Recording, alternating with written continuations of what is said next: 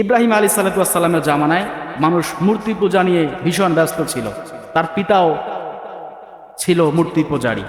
সন্তান নবী ইব্রাহিম আলাইহিস সালাম এসব সহ্য করতে পারতেন না। ছোটবেলায় থেকেই তার স্বভাব চরিত্র ছিল অনেক উন্নত মানের এবং সবার থেকে আলাদা। বড় হয়ে গেল, ইব্রাহিম আলাইহিস সালাম দেখছে তার বাবা মা ধর্মী অনেক মানুষ তারা মূর্তি পূজা নিয়ে ব্যস্ত। এসব থেকে অনেক তাদেরকে কথা বলেছে, ফেরার কথা বলেছে, কেউ কথা শোনে না। কয়েকজন মানুষ ইব্রাহিম আলাইহিস সালামের ধর্মে এসেছিল এবং অনুকরণ ওই সময় তারা করেছিল। মেলা বসেছিল ওই সময়। মেলা মেলা হয় না এখন? মেলা হয়। মেলাতে যত রকম কুকীর্তি, নিকৃষ্ট, ঘৃণিত, নিন্দিত যত মানের খারাপ কাজ হয় তার মধ্যে মেলা একটা অন্যতম জায়গা। ইব্রাহিম আলাইহিস সালামের জামানায়ও মেলা ছিল। মেলার মধ্যে সবাই যাবে। ইব্রাহিম আলাইহিস সালামকে তার কওমের লোকেরা বলছে, ইব্রাহিম চলো আমাদের সাথে মেলায় চলো। ইব্রাহিম আলাইহিস সালাম বলছে যে না, আমি যেতে পারবো না, আমি অসুস্থ। আমি কি অসুস্থ?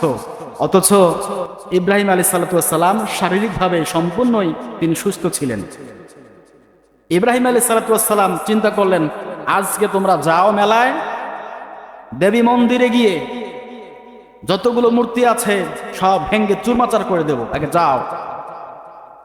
সবাই মেলার মধ্যে চলে গেছে।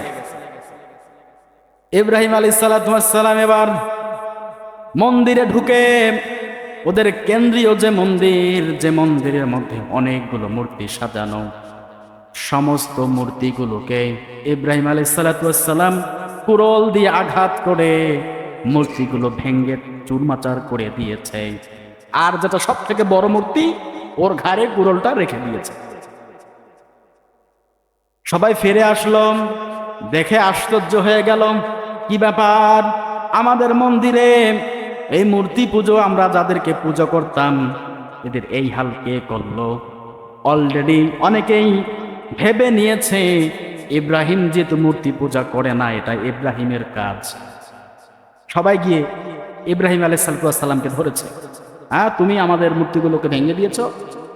ইব্রাহিম আলাইহিস সালাম তার জীবনে 2টা মিথ্যা কথা বলেছিলেন, তবে এই মিথ্যাগুলোকে মিথ্যা বলা যাবে না। তাফসীর কারকরা বলেছেন এটা মিথ্যা নয়, ইসলাম প্রচারের একটা কৌশল মাত্র, বা দিন প্রচারের একটা কৌশল মাত্র। ইব্রাহিম আলাইহিস সালাম বলেন, আমাকে কেন বলো? ওই যে দেখো বড় মূর্তিটা, ওর কাঁধের উপরে কুড়োল দেখতে পাচ্ছ, নিশ্চয়ই ওটা ওরই কাজ। এই কথাটাই তিনি বলেছিলেন। তবে ভেঙ্গেছে কে? ইব্রাহিম আলাইহিস সালাম। ওরা বলছে, কি ব্যাপার? ওই মূর্তিগুলোকে আর ভাঙতে পারে নাকি? ও তো কথা বলতে পারে না, হাঁটতে পারে না, চলতে পারে না, ও ভাঙলো কিভাবে? ইব্রাহিম নবী বলে, যদি ও কথাই বলতে না পারে, চলতেই না পারে, তাহলে তাদেরকে তোমরা পুজো করো কোন কারণে? সবাই লজ্জিত হয়ে গেছে, মাথা হেড করেছে। যখন ইব্রাহিম আলাইহিস সালামের সাথে যুক্তি তর্ক দিয়ে আর পারে না, তখন সবাই মিলে ইব্রাহিম নবীকে নমরুদের দরবারে নিয়ে যাওয়া হলো। নমরুদের কাছে বিচার নিয়ে যাচ্ছে, হে নমরুদ, আপনি দেখেন ইব্রাহিম আমাদের মূর্তিগুলোকে সবগুলো ভেঙে চুরমাচার করে দিয়েছে, আবার বড়টার দোষ দিচ্ছে। এবার নমরুদ বলে, ইব্রাহিম কি ব্যাপার? তুমি এসব ভেঙলা কেন? কেন ভাঙলা তুমি এসব? ইব্রাহিম নবী বলে, মূর্তি ভাঙলাম কারণ তো ওরা কথাই বলতে পারে না, নিজের আত্মরক্ষা নিজেরাই করতে পারে না, ওরা আমাদের কি দেবে? ওদেরকে যে ভাঙ্গা হলো, ওরা তো নিজেদেরকেই আত্মরক্ষা করতে পারলো না, আপনাকে আমাকে ওরা কি আত্মরক্ষা করবে? কি শান্তি দেবে? তারা তো আমাদের উপকার করারও কোনো যোগ্যতা রাখে না, ক্ষতি করারও কোনো যোগ্যতা রাখে না। এবার নমরুদ বলে, ইব্রাহিম তুমি কি আমাকে রব হিসেবে মানো না? তুমি কি আমাকে উপাস্য হিসেবে মানো না নাকি? আল্লাহর নবী ইব্রাহিম আলাইহিস সালাম বলে, আমি একজনকে রব হিসেবে মানি, যিনি জীবন দেওয়ারও মালিক, নেওয়ারও মালিক, তিনি আল্লাহু আকবার। যিনি জীবন দেয় এবং জীবন নেয়, তিনি হচ্ছেন আমার রব। তিনি এই কথা বলেন নাই যে নমরুদ আমি তোমাকে মানি না, এভাবে বলে নাই।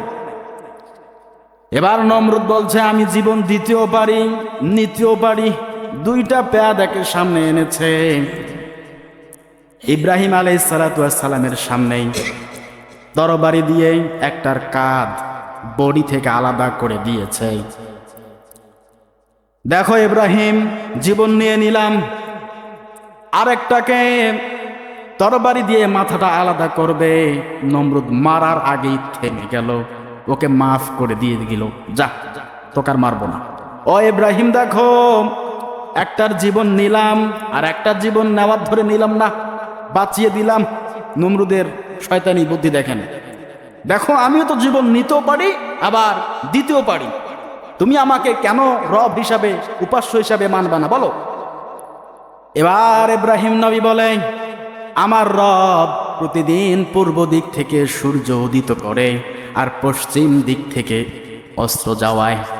ও নমরুদ, তুমি যদি রব হয়ে থাকো, আজকে দেখবো পশ্চিম দিক থেকে সূর্যটা তুমি উঠাইও। যদি পারো তাহলে কি করবা? পশ্চিম দিক থেকে সূর্য উদিত করো, দেখি তুমি কেমন পারো। নমরুদ আর পারে না, বুদ্ধি শেষ। এবার হিংসায় রাগে ক্ষোভে নমরুদ ইব্রাহিম নবীকে মারার উপদেশ দিলেন। ইব্রাহিম নবীকে এইভাবে মারবে না, রাজ্যের সবাইকে খবর দিয়ে দিল ইব্রাহিম আলাইহিস সালাতু ওয়াস সালামকে আগুনের মধ্যে নিক্ষেপ করা হবে। ইব্রাহিম নবীর বাবাও ছিল ওই রকম মূর্তি পূজারী, বাবা মূর্তি পূজা করত। বাবাকে দাওয়াত দিয়েছিল ইব্রাহিম নবী।